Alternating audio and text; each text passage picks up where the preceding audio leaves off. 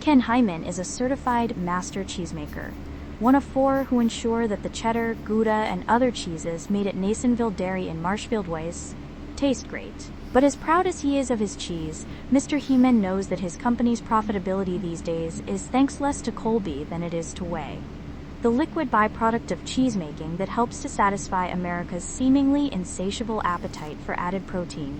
Nasonville Dairy produces around 150,000 pounds of cheese a day, but just breaks even on most of it, especially the 40-pound blocks of cheddar that are a cheesemaker's stock in trade. What increasingly keeps the lights on is whey.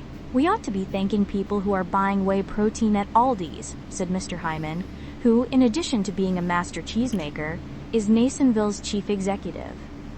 "It definitely enhances the bottom line. Whey is so valuable because it can deliver a lot of protein in a small caloric package, and in case you haven't noticed, exhortations to consume more protein have popped up everywhere over the last 2 decades. Doctors recommend additional protein for healthy aging.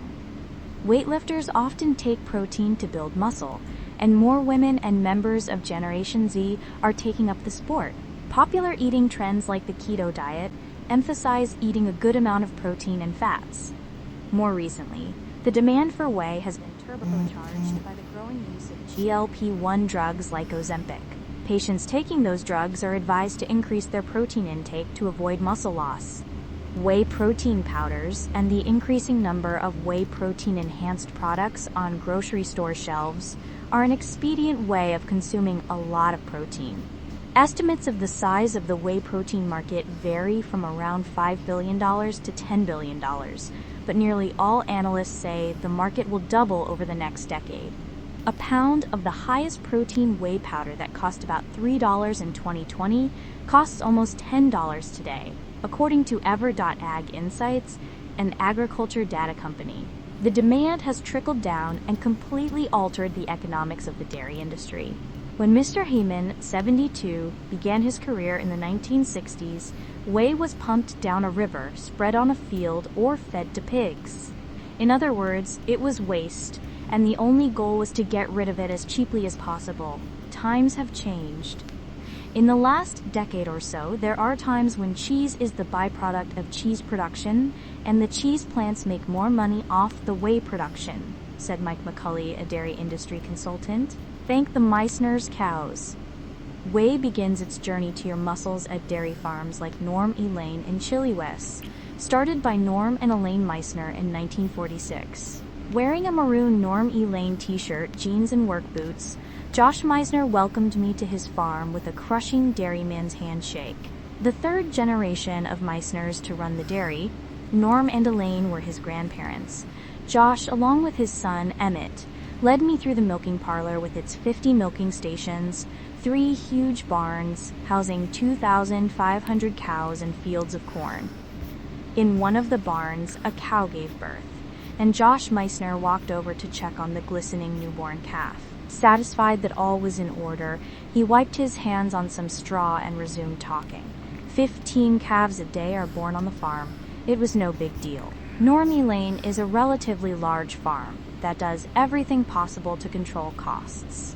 Manure, for example, gets pushed into drains and sent to a methane digester to be converted into natural gas. Still, the Meissners have little control over what they are paid for their milk. They are what economists call price takers, not price makers.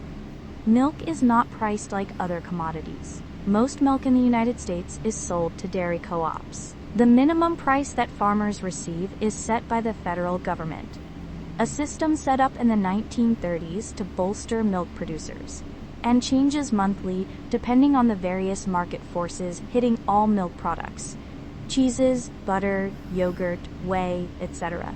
Even farmers like the Meissners, who sell their milk directly to cheese producers, get essentially the co-op price for their milk. There is not a lot of wiggle room of shopping around these days, Josh Meissner said. Morin Bozich, a former agricultural economics professor and the founder of a company that provides dairy and livestock data, calculated that in the early 2000s, the value of whey averaged around 2.7% and never more than 6.4% of the monthly milk check that dairy farmers received. Since 2021, whey has made up 8.7% of the average milk check, sometimes climbing well above 10%. Dairying is not much of a growth industry.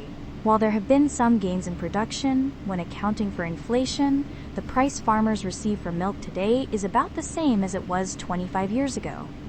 One of the main reasons it has not dropped is whey. The rise in the price of whey stopped the farmer from getting absolutely beaten to the ground when the price was so doggone poor, said Mr. Hyman, the cheesemaker, the whey maker. The Meissners sell the 200,000 pounds of milk their farm makes each day to Mr. Hyman at Nasonville Dairy, about 6 miles down the road. Mr. Hyman is a gregarious, cheerful man with a large walrus mustache. But the economics of making cheese in Wisconsin are sobering. Although Nasonville is the largest cheesemaker in Wood County, in the heart of America's dairyland, he says it can't compete with West Coast dairies, where multinational conglomerates have built massive cheese plants. If you are making the same kind of cheese they make, you're roadkill, he said. Those guys have efficiency that just spooks you. Mr. Hyman's main factory is a beige, U-shaped building on Wisconsin's Highway 10. Large storage silos dot the property. Outside, in addition to the cars whirring by, construction vehicles beep around, realigning a nearby road and expanding the factory, which was built in 1885 and has been in some form of operation since. The factory makes dozens of cheeses, some to sell under its own brand and some on contract for other companies. The main plant produces huge quantities of feta. The company makes 15% of all feta produced in the United States. Cheddar, Colby, and a few other cheeses, while a much smaller plant, 30 miles north, makes tiny batches of specialty cheeses like Ghost Pepper Jack.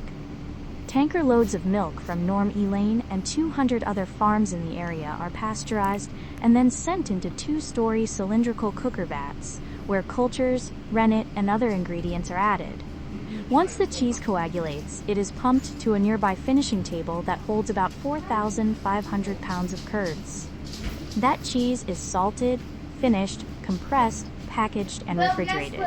But since it takes 10 pounds of milk to make 1 pound of cheese, a large part of the process is dealing with the 40,000 or so pounds of liquid that remains.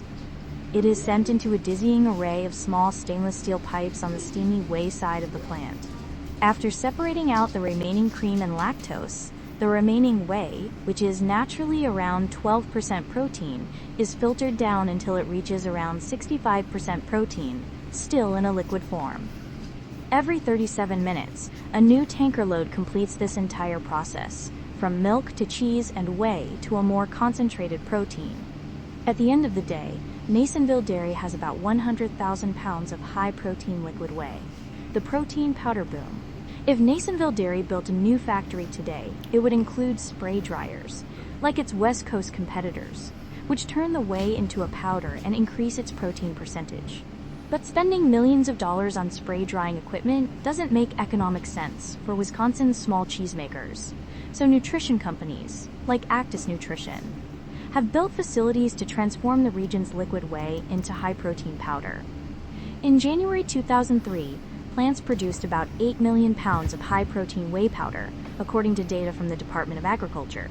That number grew steadily to between 35 million and 40 million pounds per month by 2018, before leveling off.